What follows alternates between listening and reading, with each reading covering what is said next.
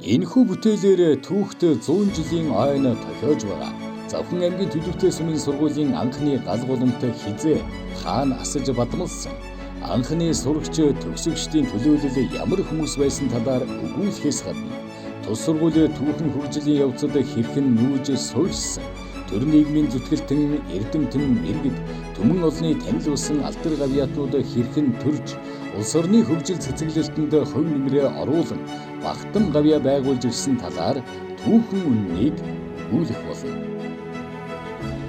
Завхан аймгийн Төлөвтэй сум нэг талаас Засагдхан аймгийн Сэцэн бангийн хошуу нутаг буюу 1923-аас 1924 онд Хантай ширүүлэн аймгийн Цэцэн сартуулын хошууны засаг дарга байсан Чингис хааны угсааны сүүлчийн сартуул ноён Жалцсан гом Цэдэнгийн харьяа нутгийн хагас, нөгөө талаас Засагдхан аймгийн Цогтой бангийн хошуу нутаг буюу 1923 оноос засаг захиргааны шинжилэлтээр нөмргүүлэн хошуу болсон засаг ноён Загдал самбарын Дамдан Абишагийн харьяа нутгийн хагаст амьдарч ирсэн иргэд зон олон нийлж хөдөө жохыг хоршоолох хөдөлгөөний өрнөлөөр 1959 онд цоргийн голын их самт толгойн өвөрт нэгдлээ Бадар Сумаа Төлөвтэй гэж нэрлэн шинжлэгдэн зохион байгуулагджээ. Завхан аймгийн Төлөвтэй сум болон сургуулийн анхны шаваа тавьж Галаа Бадраас нь түүхийг Төлөвтэй уулын 10 ил Цэцэн сартуул хошууны нутаг Галуутай хүрээний ойр орчмоос олж судлах нь зүйтэй.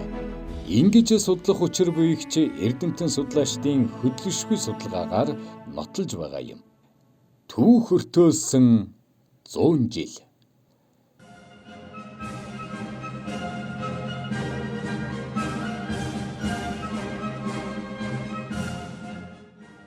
Сургууль яхаараа сум байгуулагдахаас өмнө байгуулагдсан байх нэг эргэлзээ байгаа байхгүй. Одоо сум бол 1926 оны 5 сард байгуулагдсан. Тэгэхээр энэний сум нь яхаа сургууль байгуулагчтай байд ингээд эргэлзээтэй байгаад байгаа. Тэгэхээр зөвхөн Төлөвтэй сумын сургууль биш. Маш олон сургуулиуд ардын хувьсгалын дараагаас 1921 оноос хойш ингээд байгуулагдаад явцсан.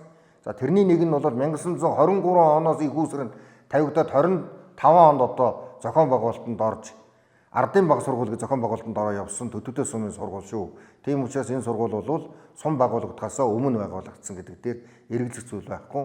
Энийг бол түүхийн одоо их сурвалж мөн одоо эрдэмтэн судлаачдын хэлж ярьж байгаагаар бол нотлогдож байгааг бас хүлээмжшүүлэх ёстой болж байгаа. За ингээд энэ зөвхөн одоо Төлөвтэй сургууль чинь бас ингээ хоёр талаар Төлөвтэй сумч хоёр талаасаа ингээд нийлээд сум одоо байгуулаа явсан учраас энэ Нөмргүүлэн хошуунд 1923 онд сургууль байгуулагдаад явж байсан. Нөгөөх нь Галуутайд бол Төлөвтэй сургуулигаа байгуулагдаад явж байсан.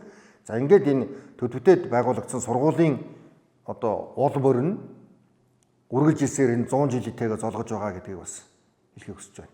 1921 онд ардын хувьсгал ялж, ардын засаг төр байгуулагдсан анхны өдрөөс эхлэн хүн амийг бичиг үсэгтэй болгож, сургууль байгуулах асуудалд ихээхэн анхаарч байсан бөгөөд 1923 онд Сэцэн Чин бангийн хошуунд тайж, лам Санжаажив багштай 9-өөс 13 насны 9 хүүхэдтэй сургууль байгуулагдсан авч, улирлын шинжтэй тогтмол ус хичээлдэж байсан байна. Улмаар 1924 онд аймгийн анх дугаар их хурал хуралдаж сургууль нэмж байгуулах, өргөдгөх, сургуулийн ажлыг сайжруулахыг хошуу захирагчид даалгасан байна.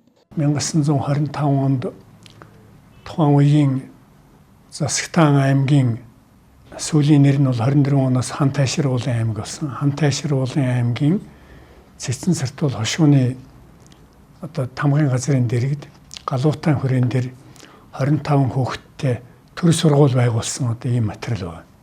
Энэ бол одоо энэ сургууль 25 онд байгуулагдсан гэдэг одоо архивын баримт мөн.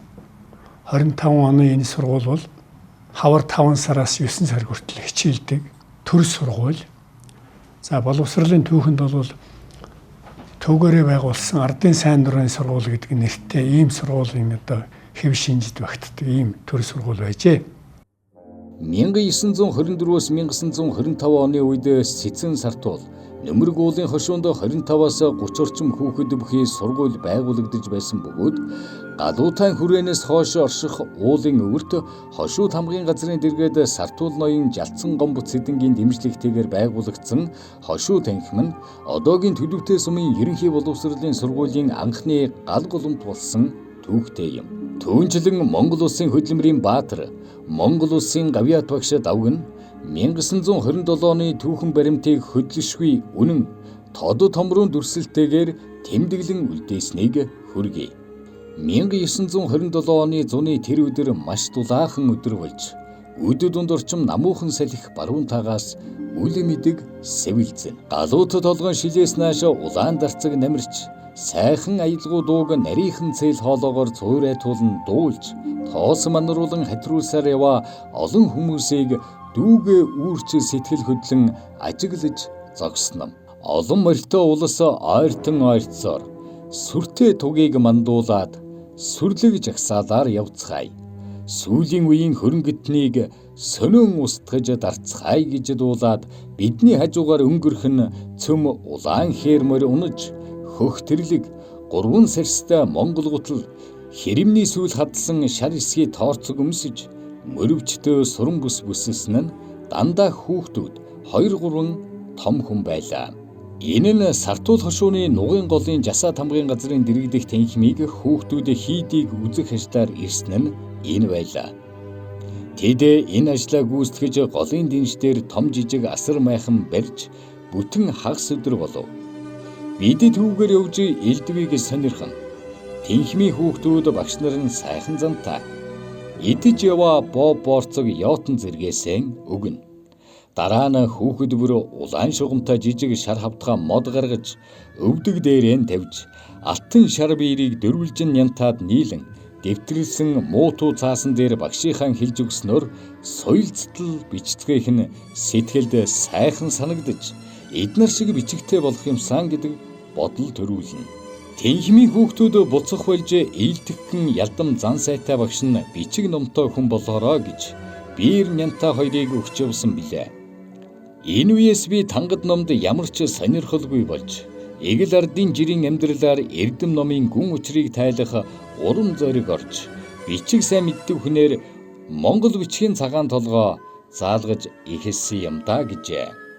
Ийхүү тэнхимийн хүүхдүүд багшийнхаа хэлснийг соёл цэтэл бичиж байгаа нь 1925 онд хошуу тамгын газрын дэргэд байгуулагдсан сургуулийн сурагчдын уншиж бичих чадвар илт сайн байсныг илтгэн харуулна. Удалгүй ядуу ард дорилгийн хүү давг, лавгсүрэн, томбруу, Балдимир зэрэг нөхдийнхөө хамтаар галуутай хүрээнэ пионерын анхны бүлэг байгуулж, бүлгийн даргаар сонгогдсон Уястад болох пионерын анх дугаар хуралд төлөөлөгч болон сонгогдож байжээ. Галуутай хүрээнд лам нар, лам хүүхдүүдтэй тэмцэлдэн байсан шагдар навсаа дамд тэргүүтэй хүүхдүүдийн хөдөлгөөн нь Монгол улсад хүүхдийн хөдөлгөөн үүссэн анхны бүрээн дуудлага байсан бөгөөд эдүүгээ Монгол улсад хүүхдийн хөдөлгөөний байгууллага үүсэж хөгжилснээ 100 жилийн ой давхцсан тохиож байна. За галуутай хүрээнд бол анхны хүүхдийн хөдөлгөөн бол үүссэн гэж ингэж үздэг. Тэр хөдөлгөөн бол галуутай хүрээний лам хүүхдүүдтэй, боржуудын хүүхдүүд одоо бас үзэл санааны зөрүүтэй, ахуй амьдралын зөрүүтэй байсан учраас бас тэмцэлдэх бас өөрөөсөө бас зохион байгуулалтанд орж байсан. За боржуудын хүүхдүүдийн гол удирдагч нь, ахлагч нь бол шагдар. За хүмүүс бол навсаа дамгад нэрлэдэг байсан. Хөлнөцхөн одоо өмсөн зүүсэн хувцас одоо таарахынтай ийм хүүхэд байсан. Гэхдээ сэргэлэн цов бусдынхаа удирдан зохион байгуулалт аюулс чадвартай ийм хүүхэд байсан.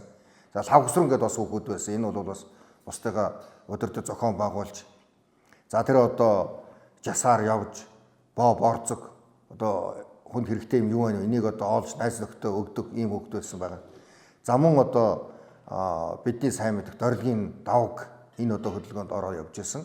За ингээд бол энэ зохион байгуулалтанд ороод хүүхдүүд хинээс ч хамааралгүйгээр зохион байгуулалтанд орж тэр бусдууд хүмүүстэй бус хүүхдүүдтэй тэмцэл хөдөлгөөн өрнүүлж явсан нь бол Монгол улсад хүүхдийн хөдөлгөөн үүсний анхны одоо их сурвалж түүх болдог. Энэ утгаараа бол Завхан аймгийн Төдөвтэй суманд анх Монголын хүүхдийн хөдөлгөөн үүсчээ гэж ингэж одоо хэлж болохоор байгаа юм. За 1927 он болоход галуутай хүрээнд анхны пионерын бүлэг байгуулагдсан. За энд бол одоо ягаад пионерын бүлэг байгуулагдчих вэ? Гэхээр нөгөө хүүхдийн хөдөлгөөнд хамрагдаж байсан хүүхдүүд Орос худалдаачны хүүхэд Балдимир гэдэгтэй одоо бас найзлт нөхөрлөж энэ пионерын байгууллага гэж байгуулга байдаг юм байна. Хүзүүндээ улаан бүзүү өгдөг юм байна. Бөрөө бөмбөр одоо үлээгээд тоглоод жигсаад явдаг юм байна. За бас урай лооцсон хэлдэг юм байна гэдгийг одоо мэдчих. Анхны одоо Пендрийн бүлэг байгуулагдсан. За бүлгийн дараагаар нь бол бидний сайн мэдих Дорилгийн давг сүүл Монгол улсын хөтөлбөрийн баатар Гавьяа төгш болсон. Давг өгш бол одоо хөөхд багтаа сонгогдсон. За ингээд 1927 онд бол Улаастайд Пендрийн анхны хурал болсон. Энэ хуралд бол давг өгш бусдаагаа төлөөлж оролцсон байдаг. За энэ утгаар бол Завхан аймагт Пендрийн анхны бүлэг байгуулагдсан газар бол мөн Завхан аймгийн Төдөвтэй сум гэж ингэж ойлгож болох юм аа. Энэ жил Төдөвтэй сумын сургууль 100 жил байгаа тэмдэглэж байна. Олон одоо бахархалтай тийм ээ ийм улс орныхоо хөгжил цэцэглэлтэнд хувь нэмрээ оруулж байсан төр нийгмийн зүтгэлтийн боловсрол соёл шинжлэх ухаан хөдөө аж ахуйн эрүүл мэндийн салбарт ажиллаж ирсэн юм нэрнтэй хүмүүсийг төрүүлсэн, игнэнээсээ төрүүлсэн ийм олон шавнартай ийм сургууль. За сая бид дурдсан энэ Дорилгийн давг багш бол Монгол улсын хөтөлбөрийн баатар Гавьяа төгш манай сургууль багшиж байсан, сургуулийн захирал хийж байсан ийм хүн. За өөрөөр хэлбэл Төдөвтэй сургууль игнэнээсээ Монгол улсын хөтөлбөрийн баатар Гавьяа төгшийг төрүүлсэн ийм сургууль. Төдөвтэй сумын сургууль анх 1925 онд дөрвөн тал хашаа, хуучин гэр, нэг эскалаттай, тэр үеийн чандман, самт маргаз, сонгон, Төдөвтэй зэрэг ойр орчмын сумдаас 50 хүүхэд элсүүлэн 2 багш, 2 ажилтнтай хичээл хүмүүжлийн ажлаа эхлүүлжээ. Хичээлийн барилга байшин, байр, орон сууцтай болох алхмыг 1930 оноос хийж, зарим төсөв, ард олны идэвх санаачлагыг өрнүүлж, тэдний тусламжтайгаар галуутан хийдээ шилжүүлж авсан нэг жижиг дуганыг буулгаж, 2000 төгрөгийн хөлс төлж, мөн сумын 2 дугаар багийн нэртэй мужаан Дүгэржөв гэдэг хүнээр анхны боловсон маягийн барилга бариулж, 2 анги хичээллэх хичээлийн танхимтай болжээ. 1935 он гэхэд 5 шинэ барилга, 3 сайн эсхий гэрт, хуучин байшин 4-т, эд аж ахуйн хувьд бэхжиж хөгжсөн тэргүүний сургуулийн нэг болжээ. Кино контент хийх явцад 1935-аас 39 оны сурагч, галуутаа сурж исэн сурагч, Шагдрын Бүнжингоогоос одоо очиж яриа авсан байна лээ. Их талархууштай. Бүнжингоо бол одоо 101 настай. Хөлийн зэрэгт ажиллаж байсан маш чухал албыг хашиж хөлийн хамгаалж ажиллаж байсан юм хүн байгаа. Сургуулийн жоохон хүүхдийн 10 настай хүүхдүүд ганц тэмцэж байр байхгүй. Тэр үчээд хэцүү байлаа. Байранд хоолой, байранд хичээлэл авах юм байсан. Хүүхдүүд их хүүхдүүд ахуй амьдрал тэр үчид хэцүүдээс ихтэй. Тавдраа багшид ажилладаг байсан шүү дээ. Багш тэгээ яхад хүүхдүүд багшид үүжин тэрний дагаад нөгөө тэгээд асуулт багшд зорно хариулаад өгчөөд тэгээд дагаад энэ тухайн цагийн байж тухайн хүмүүсийн мэдж чадвар тухайн тийм байгаагүй шүү дээ. Ийхүү сургуулийг өдөө зэрэгт хүрэх гэдэг хөдөлмөрийн баатар давг Палондо нар онцгой идэвх зүтгэл гаргасныг үрд дурсан тэмдэглэх зүйтэй хэмээн Ахмад багш нар тэмдэглэн үлдээжээ. Тэгээд 1935 онд засгийн газраас энэ орон нутагт түүгээрээ байгуулсан сургуулиудыг бүтэн хичээлийн жилээр одоо хичээлдэг улсын төсөвтэй сургуулиуд болгож одоо улсын төсөвт хамааруулсан. Тэгэхэд энэ Төдөвтийн энэ төр сургууль бол 1936 оноос улсын төсөвт нээлсэн юм байна. Тэгээд 19-оор одоо улсын сургууль одоо болж 9 сараас дараа оны 6 сар хүртэл хичээлдэг ийм улсын нэгдсэн сургуулийн төлөвлөгөөр хичээлдэг сургууль болж одоо хөгжсөн байгаа юм.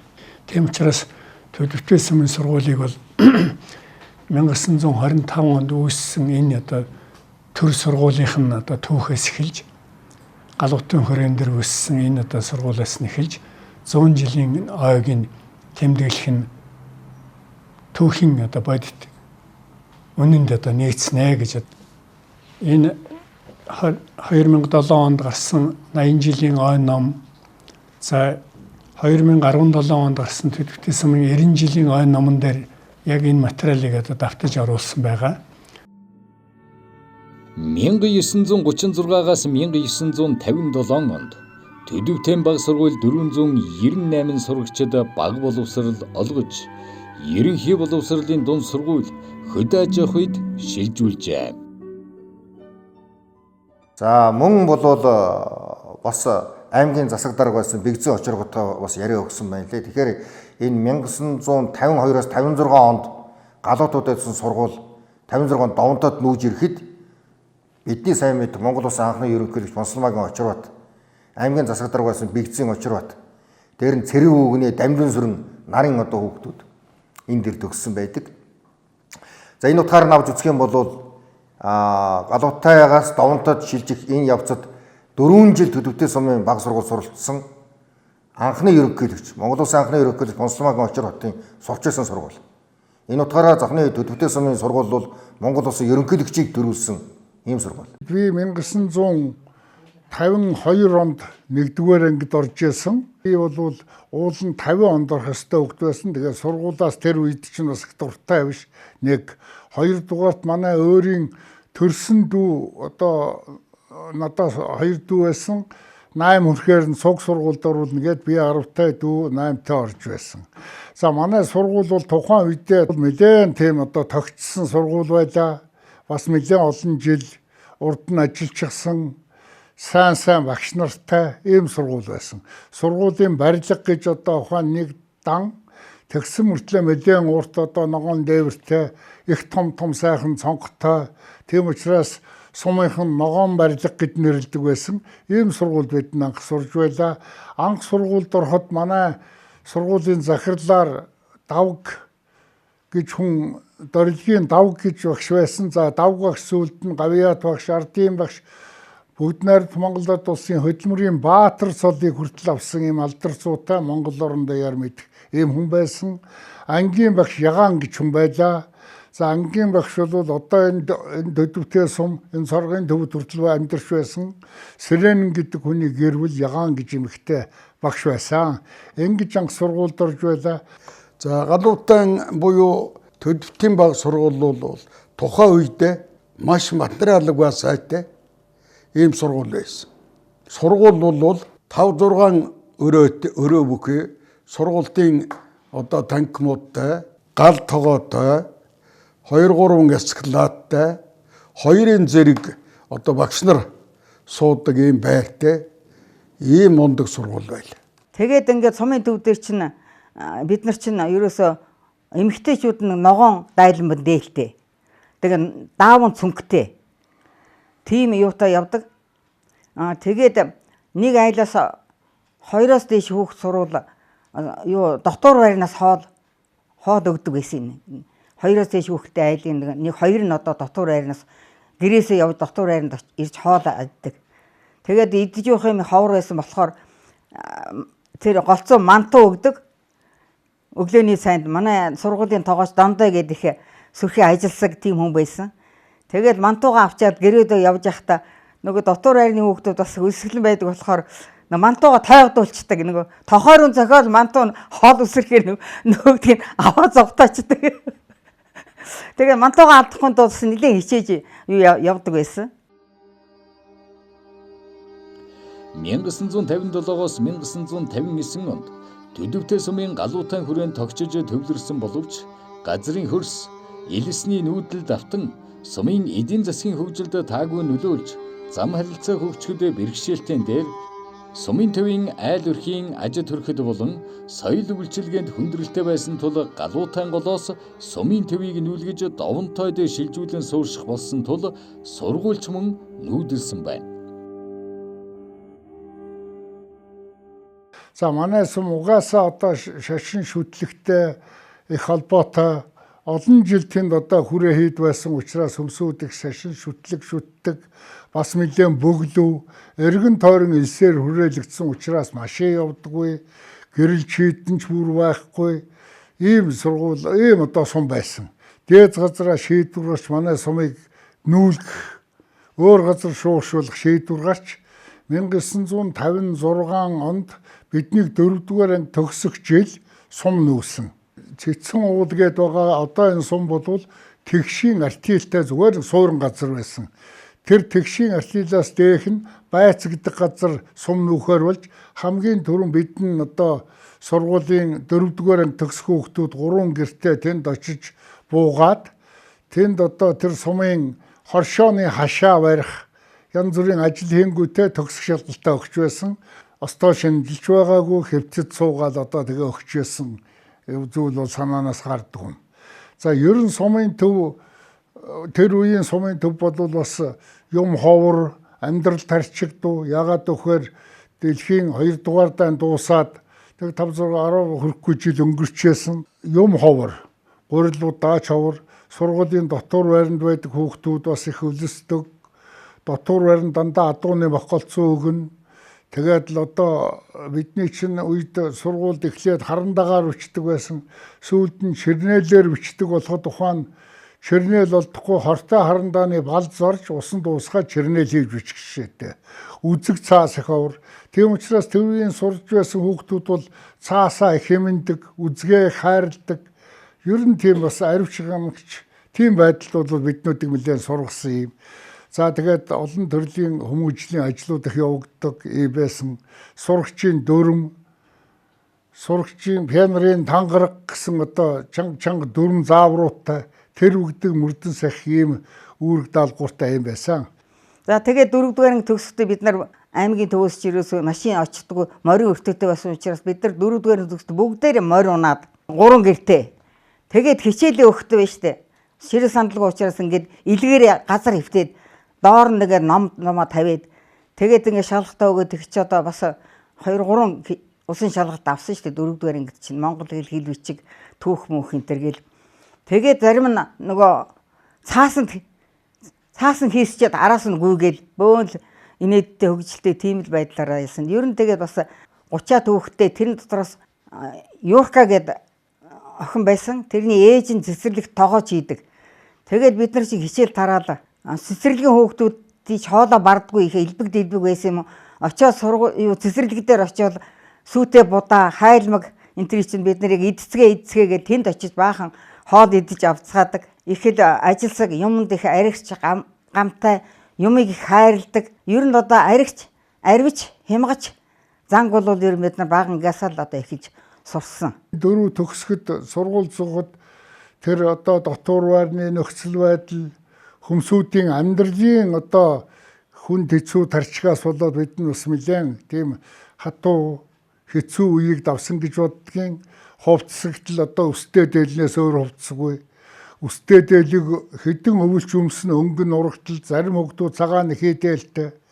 За тэгээд дотор хувцс гэж бараг байгаагүй тэр үед хувцсгүй нүцгэн биен дээр дээл өмд утлаа өмсчдөг. Сургуульд халуун усан гэхэд л одоо төмпөнд зогсоогоол оруулах жишээтэй.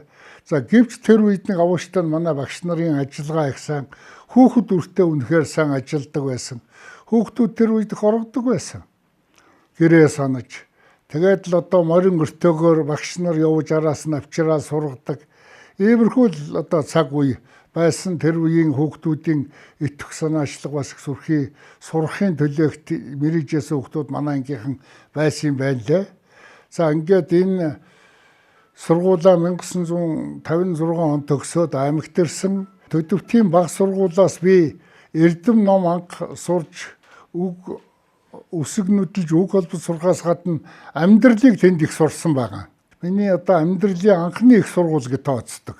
Тэр сургуульд би даарч үзсэн, өлсөж үзсэн, хичээлдээ мэрийж, хөдөлмөрлөж, хүмсүүдийн одоо ахмад хүмсүүдийн үгнээс гарахгүй, дуулууртай байж, янз бүрийн хүмсүүдтэй харьцаж амьдралын өнгийг их таньсан. Ийм учраас энэ бол миний амьдралын анхны их сургууль байсан юм аа.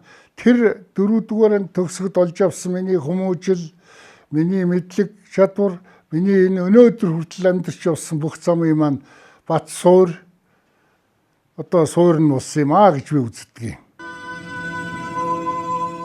Энэ хугацаанд нилээд бэхжиж тогтчиж авсан сургуульд сургалтын материалыг баз аж ахуй болон барилгын хувьд нилээд хохирол учирч ахин шинээр барих, байгуулах ажил өндөрч хичээлийн анги танхим контор зэргийг барьж тогтчиж эхэлсэн боловч 3 жилийн дараа цоргийн голд ахин шилжин нүүх болсон тул аж ахуй сургалтын материалыг баазын хувьд хохиролд орж хүнд байдалтай болсон ч сургалтын төлөвлөгөөг биелүүлж хичээл хүмүүжлийн ажлаа хэвийн явуулж байсан байна. 1959 онд байж байцад чи явж төддөө сургуульд оч гэ намайг тэгс. Боловсролын дараа байсан барьны гэж юм байна. Тэр барьны хуучин тэр сургуульд захирал байсан. Ингээ би тэр төддөө сургууль тэр өгсөн давнтай байсан. За төддөө сургууль бол 2 нөөсөн газар шүү дээ. Тэр нэгдүгээр хуучин гадуутай гэдэг газар байсан. Хүүтэн гадуутай гэдэг газар. Тэнцээс нөгөө давнтай гэдэг газар байсан. Давнтайгаас нөгөө шин сомбоогоо нийлж өгдөг янз бүрийн болоод цоргын гол очив. За цоргын гол юу гэдэг төддөө давнтай баян хайрханы ойгон нөмөргийн сант гэдэг юм 3 бариг төддөө юм байна. Тэгээд тэнд очиж одоо цоргын голоо дөрөв чаас тэр барьдаг байсан гэж юу ч бай. Ингээд тэнд очиж 2 өрөөний жижиг байр авсан. Тэрсэн дэвсэн чинь тэр 59 оны 8 сард нүүлэг гэж аймгийн дарга байсан яндан гэж байсан. Одоо юу нөхөө нүүлж чадахгүй нэ гэж бодсон. Тэгээд тэнд очиж чинь чи заяах чамайг тэр жилдээ байдаг тэр сургуулийн тэнд байдаг баганчин центата баганчин салбар худдааны салбар тэгээд миний одоо захирал байсан захирлын одоо утас ийм тавьж өгч. Тэгээд 1 жил болсон. 56 он. Ингээд тэндээ байгаа нэг жил болсон. Захаад эндээ байсан. Чи юу ярьж байгаа? Тэр сургууль тэр цоргон дээр чинь шин сум байгуулагдаад гэж аймгийн даргад туршаасан. Тэр хаус 8 сургууль. Чи 8 сард нүүлэг тэгээд 9 сарын 1-нд хичээд ороход бэлэн болгоорой гэж. Тэгээд сумнуудын дараа шинээр явуулсан дасцэг гэж юм байсан. Машин гаргаж өгсөн. Орлог дараа нь гадны дэмбэр гэж юм байсан. Яах вэ? Хаач 150 машин юу гэсэн. Тэгээд нүүлэгч одоо тэр их юмтай тэр сургуульд бол морин дэрэгтэй, адуутай, одоо хайрын сартай ийм юм. Тэгээд очсон чи нүүлэг гэсэн унаа юу гэсэн. Нэгдлийн чинээр олцсон нэгдлийн зис 150 гэдэг юм чинь. 150 гэдэг нь 7 хоног зөөс. Сургуульд нэг галчаар ороод бас нэг тогооч хийгээл тэгэл тэнд ажиллаж байгаа л тэгэл юм сургуулаа нүүлэх болсон. Сургуулаа нүүлэх өдөр сургууль явна. Заримдаа машин дотор нь хоолыг хийж аваач өгнө. Тэгээд өдөр сургууль хоол юугаад өгөөл юмаа тэгээд сургуулаа 7 хоногийн дотор ёстой зөөсөндөө ёстой нэг явж өгсөн. Тэгээд даваасан богдсон байсан. Тэгээд өөрөө тэгээд тэндээс ардууд 7 хоног нүгэд 8 сар хичээл ихэд бэлэн болгосон. Тэгээд хичээл ихэд 2 ангитай 2 өгстэй ганцхан муухтай ийм болгоод 2 жоохон байртай босны гэр нэг тийм сургууль байгуулав. Тэр сургууль дээр 4 ангитай 100 хүүхэд сурдаг. 50 хүүхдэн дотор байна. Дотор байна дандаа гэр. Ганцхан байртай хичээлийн байр нь 2 өрөө тэнд 3 багш ажиллана. Нэг ангид нэг багш 2 ангитай өглөө ороод орно. Манай төлөвлөлтийн сум цоргын гол ажиллагаа дээр 1959 оны 9 сарын 1-нд бэлэн төвлөлдөр төвлөж суурьсан ийм төвхтэй сумаа. Сум төвлөлсний дараа 1960 онд сумын сургууль маань давнтайгаас дараа нүүжиж суурьсан төвлөрсөн ийм ашигтай. За сургууль одоо яагаад хожуу ирсэн гэхээр бас боловсролтой харахгүй тийм байсан юм шиг байна тэр үедээ.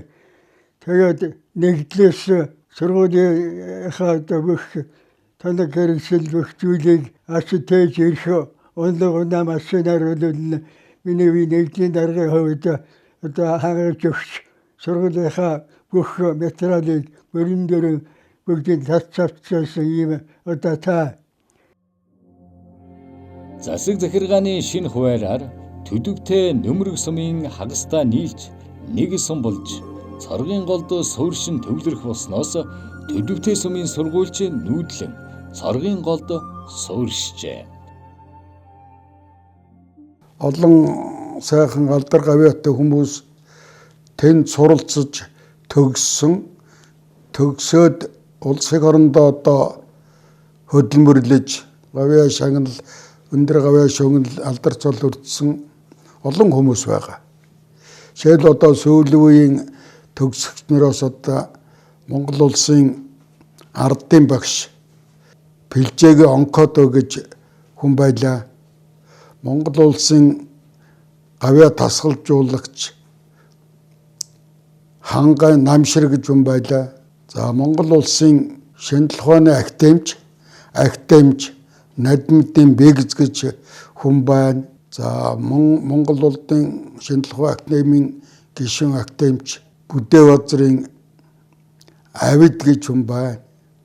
За гэх мэтээр олон одоо гавьяатай багш, эмч, эдийн засагч, мал эмнэлэг, хүн эмнэлэг, боловсролын салбарт маш олон жил ажиллаж байгаа маш олон хүмүүс бий.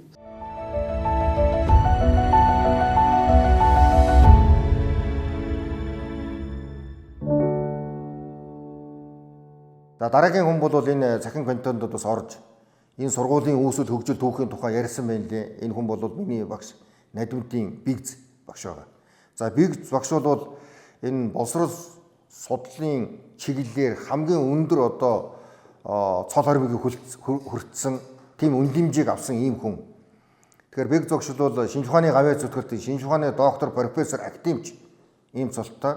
Тэгэхээр Бэгз багш бол 1961-ээс 64 онд нөгөө сургууль маань Довонтойгоос Цоргогт ирээд Цоргон одоо гол энэ Санталгаа өвөрд ирээд төгсөн одоо төгсөгч анхны төгсөгч байж байгаа.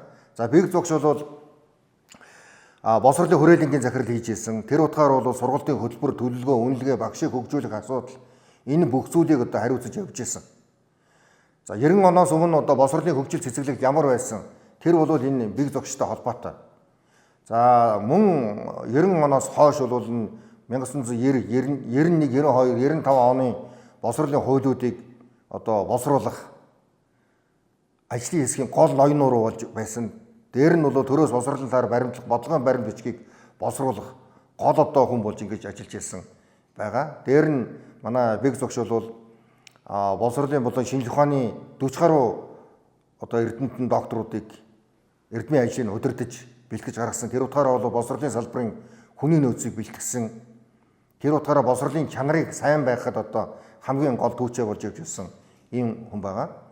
Миний бие бол төдөвтэй суманд цоргын голд нүүж ирсэн энэ сумын 60 оны анхны элсэгч энэ одоо нэг байна. Тэгээд 64 онд Дашцэрмаа гэдэг багштай 4-р ангийг одоо онцгой төгсөжсэн ийм сурагч байгаамаа. Төрлөх сургуулийнхаа 100 жилийн ойн дарга хэмжээнд энэ түүхийнх нь одоо баримтаар оролцож байгаадаа одоо баяртай байна.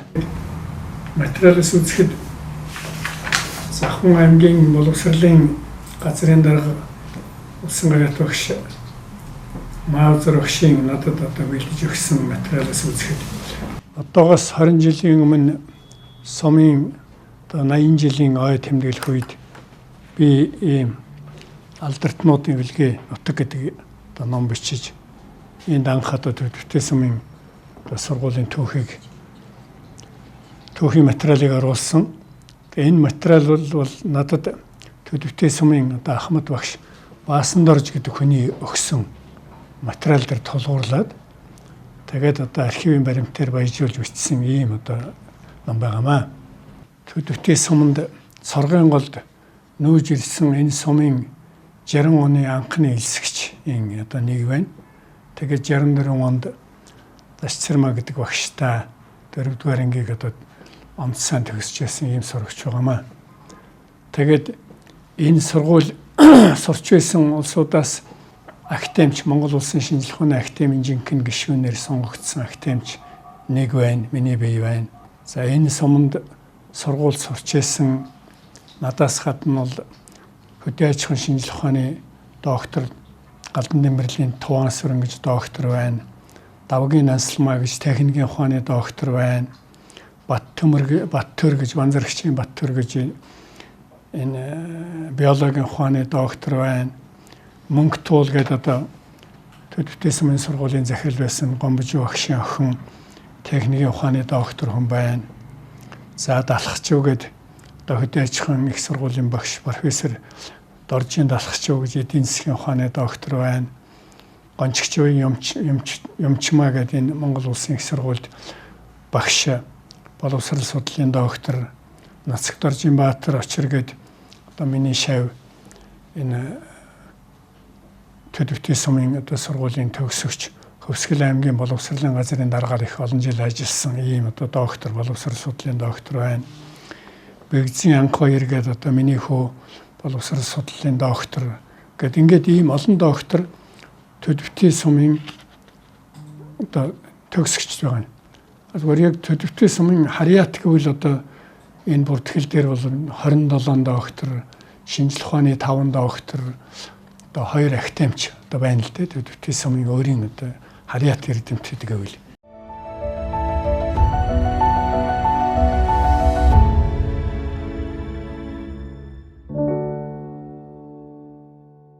За дараагийн одоо бидний сайн мэдих нэг хүн, нэг төгсөгч болвол одоо Монгол улсын урлагийн гавьяа зүтгэлтэнд давгийн цэвэр авдан байгаа. Төдөвтэй сумын сургуульд одоо 60-аад оны ихэр сурж байсан, 64-66 оны хооронд байна сурж байсан. За ингээд одоо Төдөвтийн сургуулийг төгсөөд ингээд явсан. За би Завхаа аймгийн Төдөвтийн сумын бага сургуулийн намайг сурч байхад бага сургууль гэж байсан. 1962 онд 1-р ангид элсэн суралцсан. Миний одоо төрлөх сургууль гэж одоо бодож явдаг. Миний манай ангийн анхны багш бол Баасанжи гэж багш байлаа. Баасанжи багшаараа А усаг заалгаж 10 тоо жийлүүлж ингэж сурч эхэлсэн юм аа. Тэгээ сургуулийн маань түүх бол урт түүхтэй юм байна. Гадуутай бага сургууль гэдгээс бол би ерөнхийд нь бас сонсож мэдхий. За гадуутай бага сургууль гэж байхад бол одоо миний мэдхээс манай нагцах анагаах ухааны доктор, Монгол улсын ардын эмч Анхуда ах маань одоо энэ бага сургуульд сурч ирсэн байна. Мөн ардын багш, спортын гавьяа тусгалжуулагч Намшир Бадангаа гэж бас миний нагцах энэ сургууль сурч байсан юм байна. За мөн дуучин хөгжмийн зохиолч Нанцдын Чулуунхүү Монгол улсын гавьяа бичвч бас гадуутай сургууль гэж яхад нь бас сурч байсан юм байна. За миний үеийнхнээс одоо ярих юм бол Монгол улсын худалдааны гавьяа тайлбарчин Лөндөв Данзан байна. Мөн Монгол улсын эрүүл хамгаалахын гавьяат ажилтан Пунцэг байна, Банзарагчийн Пунцэг. Гэх мэт нэрлээд бол одоо олон алдарчнууд энэ сургуулиас төгссөн байна. Төрсөн байна. Мэдээж хэрэг олон алдартай гавьяатангуудын хажуугаар эрдэмтэн доктор, профессорууд бол олон төрсөн ийм сургууль. Тэгээ өнөөдөр 100 жилийн тэмдэглэх гэж байгаа асуудал бол төгсөгчийн хувьд бол маш их баяртай байна. Сургууль маань бол олон 10 аавын хүүхдүүдийг Эрдэнэ номын мөр хөөлгөж, эрдэмтэн мэргэд болгож хүмүүжүүлж байгаа ийм сайхан тод төвхтэй сургууль байна. Болжээ. Манай сургууль нь одоо 306 суралцагчтай, одоо 27 багштай, 21 удирдах ажилчидтай ингээд нийтдээ 48 хүний бүрэлдэхүүнтэйгээр сургалтынхаа үйл ажиллагааг зохион байгуулад явж байна. Манай сургууль нь одоо төсөл хөтөлбөрүүд бол одоо мянган ном хөтөлбөр, математикийн эдүүдийн хөтөлбөр, англи хэлний персо хөтөлбөр, мөн сүү хөтөлбөрүүд хэрэгжээд ингээд амжилтаагаар хэрэгжээд явж байна. Хувь хүний ур чадварын төсөл хөтөлбөрүүд бол сүүлийн 2-3 жил маш их идэвхтэй хөгжиж хүүхдүүд энэ төслүүдэд өөрсдөө бичиж энэ хөтөлбөрийг хэрэгжүүлж маш их үр дүнд хүрсэн. Ингээд өнгөрсөн хавар энэ хөтөлбөрийн маань хаалтын үйл ажиллагаа болсон байгаа. Сургалтын чанарын хувьд бол манайх эсдийн ерөнхий шалгалтаар одоо жилээс жилд ахиц гаргаж аймагтээ эзлэх байраа оршуулж ажиллаж байна. Байгууллагын гүйцэтгэлийн үнэлгээгээр 1-р түвшинд 24 онд үнэлэгдсэн бол одоо 25 оны үнэлгээ хараахан гарааг байна. 24 багш гүйцэтгэлийн үнэлгээнд хамрагдсанаас 23 багш нь 1-2 дугаар түвшинд үнэлэгдэж урамшууллаа авсан ийм одоо туршлагатай чадварлаг хамт олон сургалтын үйл ажиллагаагаа зохион байгуулж байна. Манай сургууль нь одоо сургуулийн менежментийг сайжруулах төсөлд бас одоо 2 жил хамрагдаад үүнийхээ үр дүнд бас нэлээдгүй амжилт гаргаж багшийн арга зүй, сургалтын орчин одоо сайжирсны үндсэн дээр энэ гүйцэтгэлийн үнэлгээнд эдгээр амжилтуудыг гаргасан байгаа.